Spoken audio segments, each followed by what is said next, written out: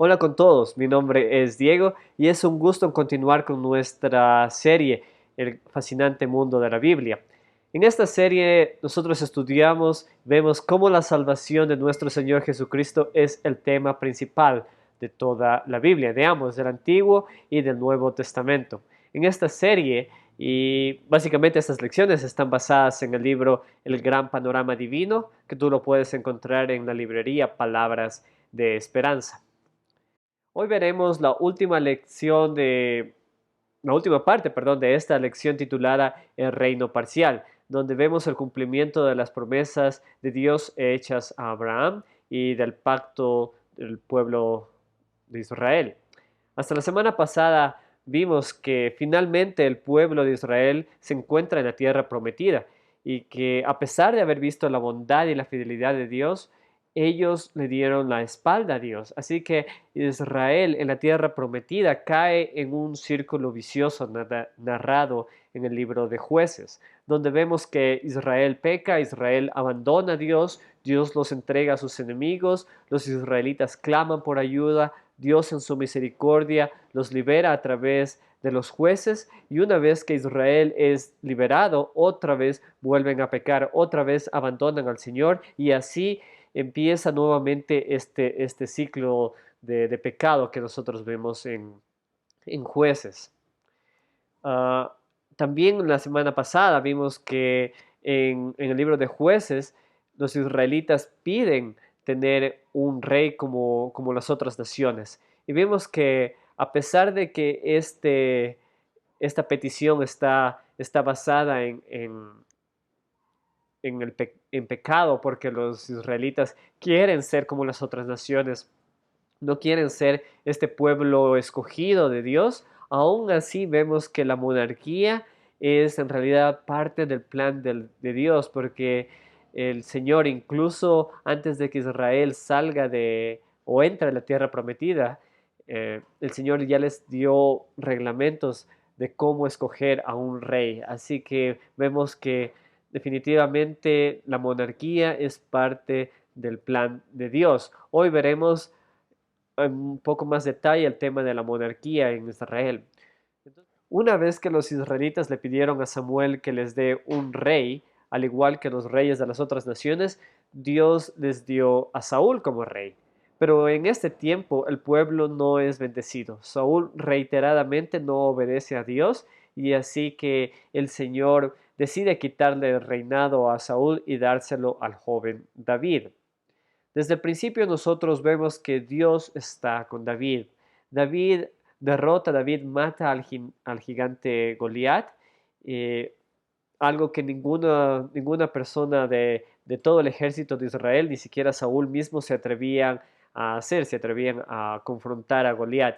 También vemos que Dios también desde muy temprano lleva a David al palacio de Saúl, el rey, y desde entonces Saúl siente celos y empieza una campaña que dura varios años para tratar de matar a David. Con todo esto vemos que David aprende que ser el ungido de Dios de ninguna manera significa una vida sin problemas, sino es casi todo lo contrario. Y eso lo podemos ver en la vida de nuestro Señor Jesucristo también.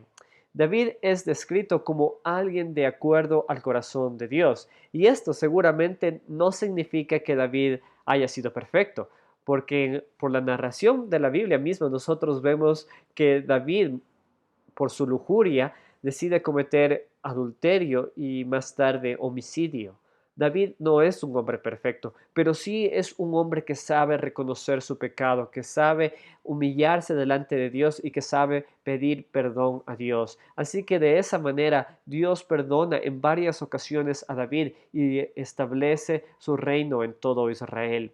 Ya David, como el rey de todo Israel, establece a Jerusalén como la capital del reino y manda a traer el arca de Dios a la ciudad.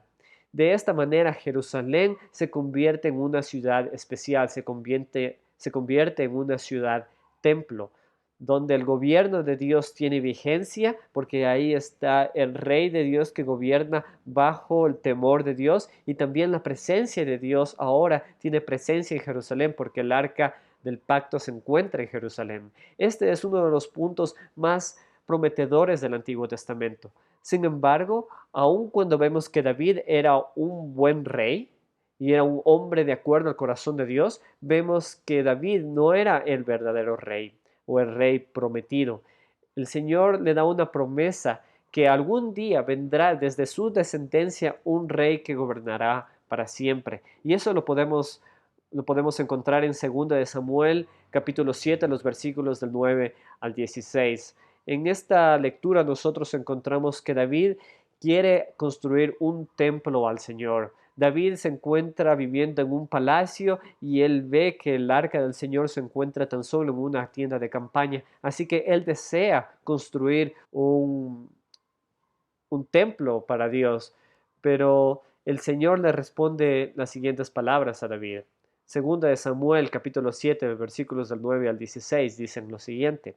Yo he estado contigo por donde quiera que has ido, y he aniquilado a todos tus enemigos, y ahora voy a hacerte tan famoso como los más grandes de la tierra. También voy a designar un lugar para mi pueblo Israel, y allí los plantaré para que puedan vivir sin sobresaltos. Sus malvados enemigos no volverán a humillarlos como lo han hecho desde el principio, desde el día en que nombré gobernante sobre mi pueblo Israel, y a ti te daré descanso de todos tus enemigos. Pero ahora el Señor te hace saber que Él será quien te construya una casa. Cuando tu vida llegue a su fin y vayas a descansar entre tus antepasados, yo pondré en el trono a uno de tus propios descendientes y afirmaré su reino. Será él quien construya una casa en mi honor, y yo afirmaré su trono real para siempre. Yo seré su padre y él será mi hijo. Así que, cuando haga lo malo, lo castigaré con varas y azotes, como lo haría un padre. Sin embargo, no le negaré mi amor como se lo negué a Saúl, a quien abandoné para abrirte paso. Tu casa y tu reino durarán para siempre. Delante de mí tu trono quedará establecido para siempre. Esta promesa en realidad vemos que es un eco a la promesa que Dios le hizo a Abraham. Ambas promesas son muy similares. En esta promesa que Dios le hace a David, vemos que Dios lo promete hacerlo famoso, al igual que Abraham. Al igual que Abraham, Dios también le promete darle a David un hijo, y más que nada que este hijo reinaría para siempre. Dios le promete dar al pueblo un lugar donde el pueblo pueda vivir en paz. Entonces vemos que estas dos promesas son muy similares. La promesa que Dios le hace a David es un eco a la promesa que Dios le hace a Abraham. Y en la promesa que Dios le hace a Abraham, Dios le promete que uno de sus descendientes será la bendición para todas las familias de la tierra. En otras lecciones anteriores hemos visto que esta parte de la promesa que Dios le hace a Abraham también se une con la promesa que Dios le hace o le hizo a Eva, que uno de sus hijos le aplastaría la cabeza a la serpiente, es decir, que derrotaría la maldad del mundo. Sin duda, aquí tenemos un momento muy especial en la narrativa bíblica. Parece que todo apunta a que este hijo de David sería el cumplimiento de las promesas definitivas, o el cumplimiento definitivo de las promesas de Dios, perdón. Parecería que este hijo de David sería quien daría descanso a Israel, pues derrotaría a todos sus enemigos, derrotaría al mal. Entonces, sin duda, esta promesa levanta preguntas acerca de la identidad de este hijo. ¿Quién es este hijo de David? Por la narrativa nosotros sabemos que en parte se refiere a Salomón, puesto que fue Salomón quien construyó una casa para Dios. Pero al mismo tiempo vemos que esta promesa va aún más allá de Salomón, puesto que dice que el reino de este hijo durará para siempre, y nosotros sabemos que Salomón murió. Entonces, el hecho entonces vemos que el cumplimiento de esta promesa tiene dos partes. Una es en Salomón y otra es un cumplimiento futuro. Vemos tristemente que aunque Salomón fue un rey bueno la mayor parte de su vida, al final desgraciadamente Salomón empieza a adorar ídolos de otras naciones llevado por las concubinas extranjeras que él tenía. Con todo esto vemos que Dios está cumpliendo sus promesas, las promesas que le hizo a Abraham y las promesas que le hizo a David. E incluso Salomón dice, después de haber construido el templo, nos dice, bendito sea el Señor que conforme a sus promesas le ha dado descanso a su pueblo Israel, no ha dejado de cumplir ni una de las gratas promesas que le hizo a su siervo Moisés. Entonces aquí vemos que Dios ciertamente cumple sus promesas y cumplió las promesas del pacto. Israel ya era una nación grande que vivía en la tierra prometida. Israel vivía disfrutando del gobierno y de la bendición de Dios. Nosotros leemos en Primera de Reyes 4:25 que durante el reinado de Salomón todos los habitantes de Judá y de Israel, desde Dan hasta Berseba, vivían seguros bajo su propia parra y su propia higuera.